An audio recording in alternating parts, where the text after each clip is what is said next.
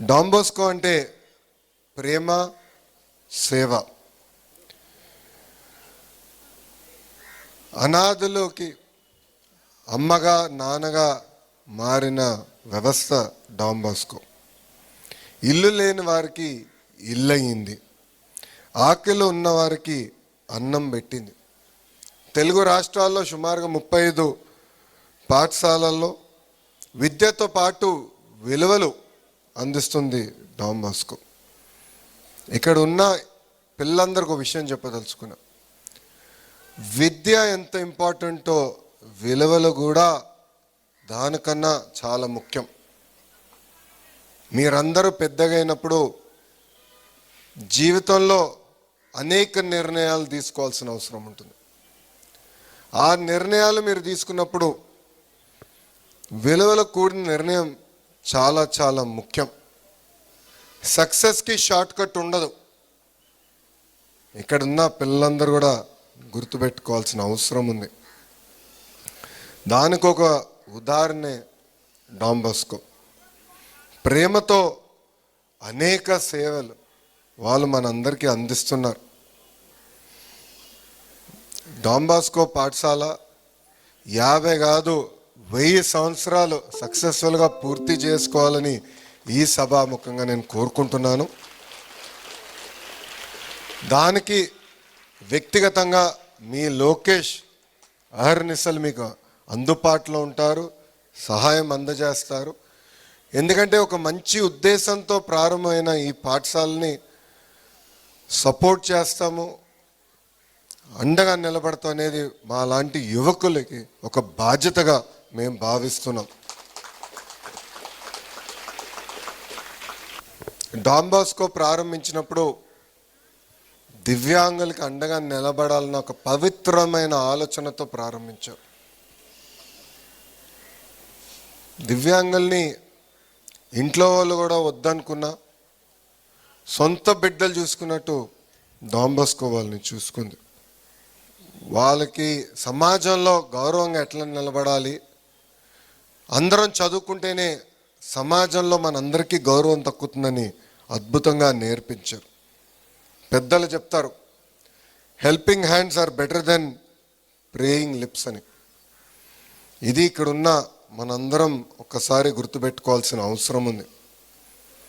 బ్రాహ్మణ కోడూరులో ప్రారంభమైన ఈ పాఠశాల మంగళగిరికి వచ్చిన తర్వాత 35 మంది పిల్లలతో ముందరికి ప్రారంభం అయ్యారు. అప్పుడే డాన్ బోస్కో ప్రేమ నివాస్ అన్న పేరు పెట్టారు. డాన్ బోస్కో అని తెలుసు మా అందరికీ, కానీ ప్రేమ నివాస్ అని మాకు తెలియదు. కానీ అది తెలుసుకున్న తర్వాత దాని వెనకాల ఉన్న పవిత్రమైన ఆలోచన, అంటే చదువుతో పాటు ప్రేమ అందించాలన్న ఆలోచన అనేది చాలా చాలా కీలకమైనది. గడిచిన 50 సంవత్సరాల్లో అద్భుతంగా దివ్యాంగుల్ని ఆదుకున్నారు, ఆర్టిఫిషియల్ ఆర్గన్స్ అందించారు, దివ్యాంగులకి ఏకంగా కౌన్సిలింగ్ ఇచ్చి సమాజంలో గౌరవంగా ఎట్లా నిలబడాలో కూడా నేర్పిస్తాం కూడా జరిగింది. ఈరోజు పెద్దలతో నేను మాట్లాడుతున్నప్పుడు ఆశ్చర్యపోయా. తెలుగు మీడియం పాఠశాల కూడా మేము నడిపిస్తున్నాం. సుమారుగా 350 మంది పిల్లలు ఉన్నారు. ఎయిడెడ్ వ్యవస్థ రద్దయి 3 సంవత్సరాలు అయింది. మమ్మల్ని ఆదుకోండి అని గతంలోనే మీరు కోరారు. తప్పనిసరిగా ఒక విద్యాశాఖ మార్చులుగా నేను ఆ బాధ్యతని స్వీకరిస్తానని ఈ సభాముఖంగా నేను హామీ ఇస్తున్నా.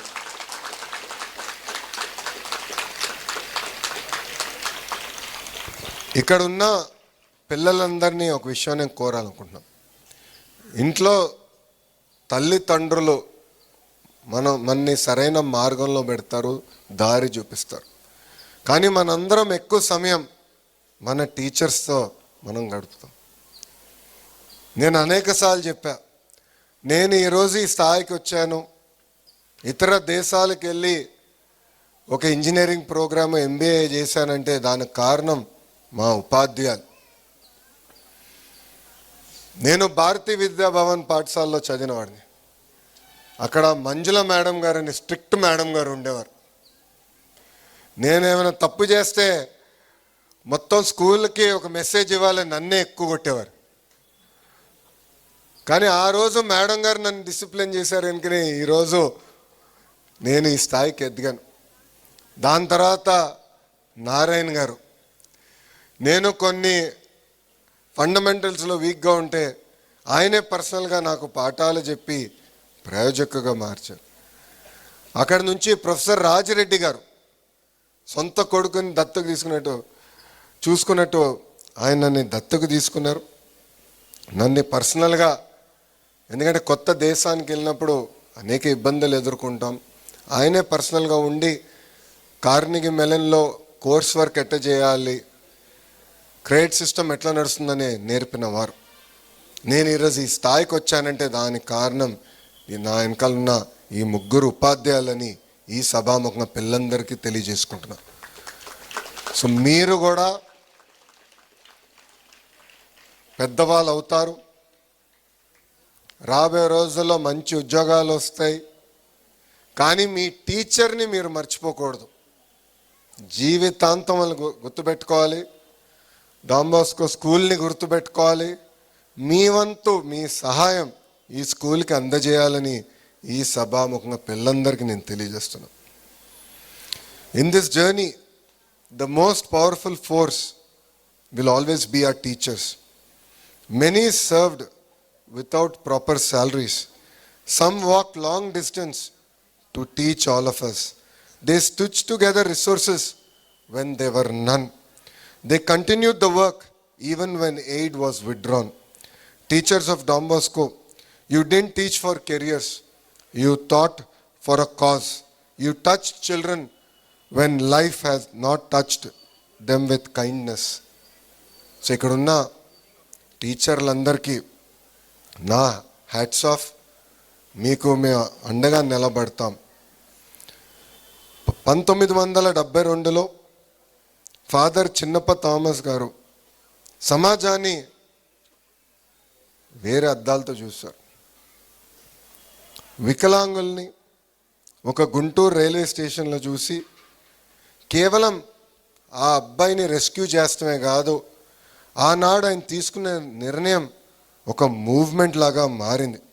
గడిచిన 50 సంవత్సరాలు ఆయన ఏ మార్గం అయితే ఎంచుకుని, అంటే ఒక కంపాషన్ కానివ్వండి, కరేజ్తో ఒక ఎక్స్ట్రాడినరీ హ్యుమానిటీ మనకు అందజేస్తాం జరిగింది.